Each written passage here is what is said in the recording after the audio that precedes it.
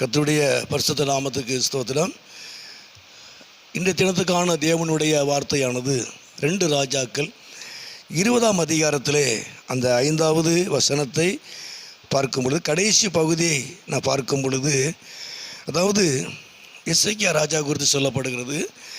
உன் விண்ணப்பத்தை கேட்டேன், உன் கண்ணீரை கண்டேன், இதோ நான் உன்னை குணமாக்குவேன் என்று சொல்லி ஆண்டவர் சொல்லுகிறார்.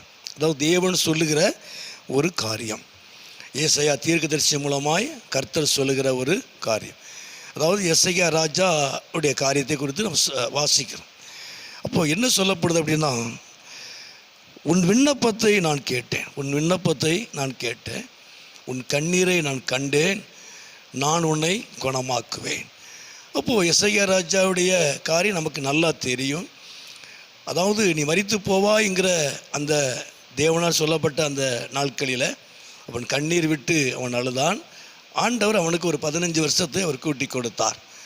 இது எல்லாருக்கும் தெரிந்த ஒரு காரியம். ஆனால் வேதத்தில் நம்ம எப்படி வாசிக்கிறோம் அப்படின்னா, அவர் எப்படி கூட்டி கொடுக்கிறார் என்று சொல்லி பார்க்கும் பொழுது, அந்த எசேக்கியா ராஜனுடைய காரியத்தை பார்க்கும் பொழுது, அதாவது ஆண்டவர் சொல்கிறார், உன் விண்ணப்பத்தை நான் கேட்டேன்னு சொல்கிறார், உன் செபத்தை நான் கேட்டேன், உன் கண்ணீரை நான் கண்டேன் என்று சொல்லி ஆண்டவர் சொல்கிறார்.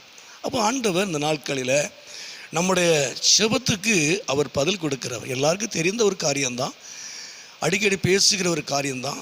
தேவன் என்றைக்குமே அவர் செபத்தை கேட்கிற ஒரு நல்ல தேவன். ஆண்டவர் எசேக்கியா ராஜானுடைய செபத்தை கேட்டார். உன் விண்ணப்பத்தை கேட்டேன் என்று சொல்லுகிறார், உன் கண்ணீரை கண்டேன் என்று சொல்லுகிறார். விண்ணப்பத்தை ஆண்டவர் கேட்கிறவர், அவர் கண்ணீரை அவர் காண்கிற ஒரு நல்ல தேவன். இந்த நாட்களிலே வியாதிக்காகவோ எந்த ஒரு காரியத்துக்காகவும் நீங்கள் மிகவும் கண்ணீரோடு வேதனையோடு செபிக்கிறதை தேவன் பார்க்கிறார். உங்கள் செபத்துக்கு ஆண்டவன் நிச்சயமாக இந்த நாட்களிலே அவர் பதில் தருவார். இக்கட்டான இந்த நாட்களிலே, இந்த நேரத்தில் கண்ணீரோடு பாரத்தோடு செபிக்கிறதை ஆண்டவர் நிச்சயமாய் கேட்டு உங்கள் கண்ணீரை கண்டு நிச்சயமாய் உங்கள் வாழ்க்கையிலே ஒரு பெரிய மாற்றத்தை கற்றுத் தருவார். நீங்கள் வியாதிக்காக ஜெபம் பண்ணலாம். அதாவது சில நேரங்களிலே சில வியாதி மிகவும் கொடூரமான ஒரு வியாதியாக இருக்கும். அது மரணத்துக்கு ஏதுவான வியாதி என்று கூட சொல்லுவாங்க.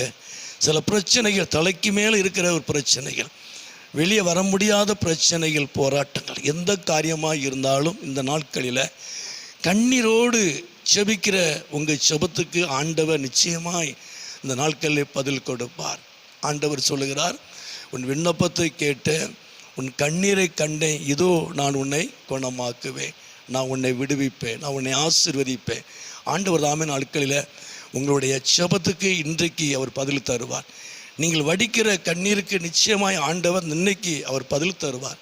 உங்கள் கண்ணீருக்கு, உங்கள் செபத்துக்கு ஆண்டவர் பதில் தந்து நிச்சயமாய் கர்த்தர் உங்களை குணமாக்குவார், உங்களை விடுவிப்பார், அவர் உங்களை ஆசீர்வதிப்பார், உங்கள் தேவைகளெல்லாம் கர்த்தர் சந்திப்பார். அவர் நாமத்தை உங்கள் வாழ்க்கையில் அவர் மகிமைப்படுத்துவார். ஜெபம் பண்ணுவோம். எங்களை அதிகமாக நேசிக்கிற நல்ல பிதாவே, அருமையான ஆண்டவரே, இந்த நேரத்துக்காக ஸ்தோத்திரம். செபத்தை கேட்கிற தேவன் ஆண்டவரே, விண்ணப்பத்தை கேட்கிறவர், கண்ணீரை காண்கிற நல்ல தேவன் ஆண்டவரே, நான் உன்னை குணமாக்குவேன்னு சொன்னீங்களே ஆண்டவரே. இந்த நாட்களில் ஆண்டவரை கண்ணீரோடு செபிக்கிற, பாரத்தோடு செபிக்கிற அருமையான மது பிள்ளைகள் வாழ்க்கையில் என் ஆண்டவர் பெரிதான காரியங்களை கர்த்தர் செய்யும்படி, ஆண்டவர் எதற்காக எந்த காரியத்துக்காக கண்ணீரோடு செபிக்கிறார்களோ ஆண்டவரே, அந்த காரியத்தை கர்த்தர் தாமே மது பிள்ளைகளுடைய வாழ்க்கையில் ஆண்டவரே நீர் நிறைவேற்றும்படியாய், பிரச்சனைகளை கர்த்தர் மாற்றும்படியாய், வியாதிகளை கர்த்தர் மாற்றும்படியாய் ஆண்டவரே நல்ல ஒரு விடுதலை கர்த்தர் கொடுத்து ஆண்டவரே நீர் ஆசீர்வதிக்கும்படி நாங்கள் செபிக்கிறோம். உம்முடைய பரிசுத்தமுள்ள நாமத்தை நீர் மகிமைப்படுத்தும், நீர் மகிமையான காரியங்களை செய்யும். இயேசுவின் நாமத்தில் செபிக்கிறோம் நல்ல பிதாவே.